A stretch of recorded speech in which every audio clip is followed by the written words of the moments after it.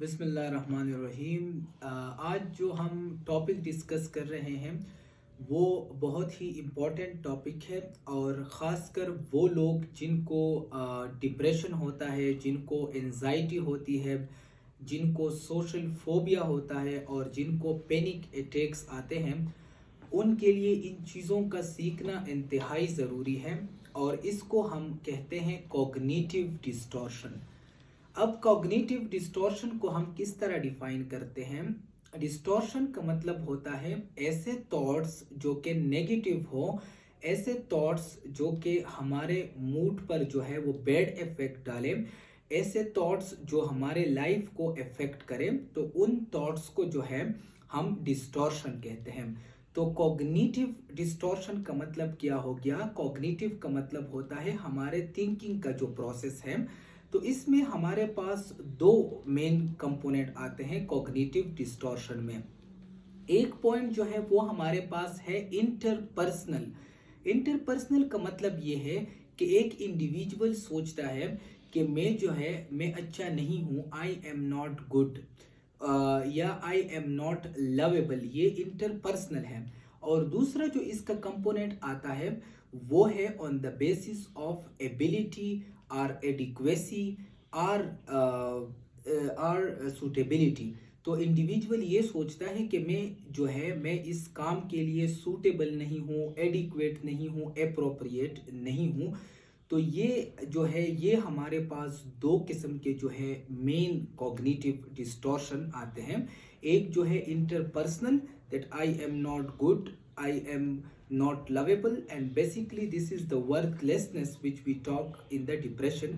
And the second one is the ability, that we says that I am not able, and that is due to the core belief, intermediate belief, and dysfunctional automatic thoughts.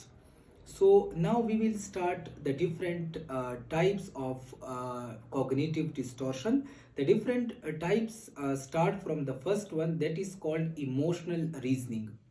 So emotional reasoning means that despite of looking into the facts, किसी एक चीज़ की हकीकत को मद्देनज़र रखते हुए जो है वो नेगेटिव थॉट्स बनाते हैं। हकीकत को हम नहीं देखते बल्कि जो है नेगेटिव थॉट्स बनाते हैं।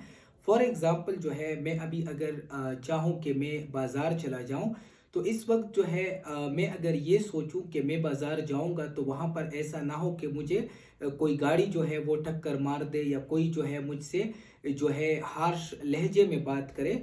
तो ये जो है ये इमोशनल रीजनिंग है। हालांकि ऐसा कुछ भी नहीं होता, क्योंकि आप अगर सेफ्टी के साथ जो है रोड क्रॉस करें, पोलाइटली किसी के साथ बात करें, तो ये सब कुछ नहीं होता। लेकिन हमारे जो डिसफंक्शनल या माल एडॉप्टिव ऑटोमेटिक थॉट्स होते हैं उसकी वजह से इमोशनल रीजनिंग होती है। तो first is emotional reasoning. Second जो इसमें हमारे पास आता है वो है हमारे पास गोल सेटिंग।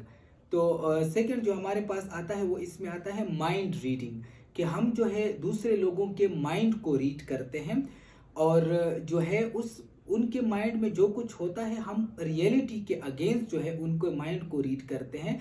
फॉर एग्जांपल अगर कोई हमारा फ़ोन नहीं उठाता तो हम ये समझते हैं कि ये हमारा फ़ोन इसलिए नहीं उठा रहा है क्योंकि ये हमें इन्फीरियर कंसीडर करते हैं, या ये जो है ये हमें कोई वैल्यू नहीं देता। हालांकि इस तरह कुछ नहीं होता, बल्कि हम अगर इसके बजाय ये सोचें कि ये जो है ये बिजी होगा, इसका कोई काम होगा, तो जो है हमारे थॉट्स जो है वो पॉजिटिव होंगे।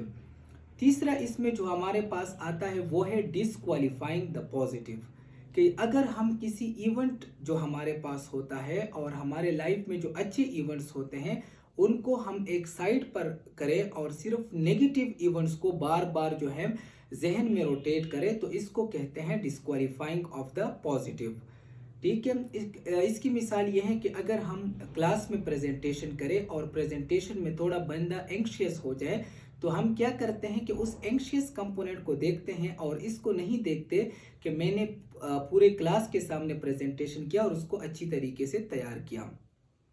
चौथा थिंग जो है वो है हमारे पास ऑल और नथिंग थिंकिंग। ऑल और नथिंग थिंकिंग का मतलब ये है कि किसी एक इवेंट के बहुत ही अच्छे एस्पेक्ट को देखना या बहुत ही बुरे एस्पेक्ट को देखना, तो इसको ऑल और नथिंग थिंकिंग कहते हैं। फिफ्थ जो है हमारे पास वो है कैटास्ट्रोफाइजिंग। कैटास्ट्रोफाइजिंग का मतलब ये है कि जब आपके साथ कोई सिचुएशन आ रहा होता है और आप उस सिचुएशन के सबसे जो है वर्स एस्पेक्ट को कंसीडर करते हैं, तो इसको कैटास्ट्रोफाइजिंग कहते हैं। फॉर एग्जांपल, अगर किसी के रिश्तेदार घर लेट आ जाए और वो अब ये थिंकिंग शुरू कर दे कि ये तो लेट इसलिए हो गया है कि ऐसा ना हो कि इसको कोई डिजीज हो गई हो और उसको अस्पताल ले गए हो, या जो है किसी ने इसको मर्डर किया हुआ हो, डिस्पाइट ऑफ थिंकिंग दैट कि वो बिजी भी हो सकता है। सिक्स पॉइंट जो है वो है पर्सनलाइजेशन, कि दूसरों के जो इश्यूज होते हैं, कि फॉर एग्जांपल अगर मेरा फ्रेंड जो है वो जो है उसका लो मूड है और वो जो है वो अपने लाइफ को एंजॉय नहीं कर रहा है, तो मैं अपने आप को ब्लेम करता हूँ कि ये मेरी वजह से, हालांकि इस तरह नहीं होता। तो इसको पर्सनलाइजेशन कहते हैं।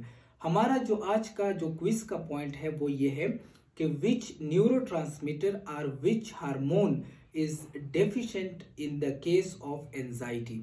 तो ये आप लोगों ने मुझे बताना है। Thank you so much.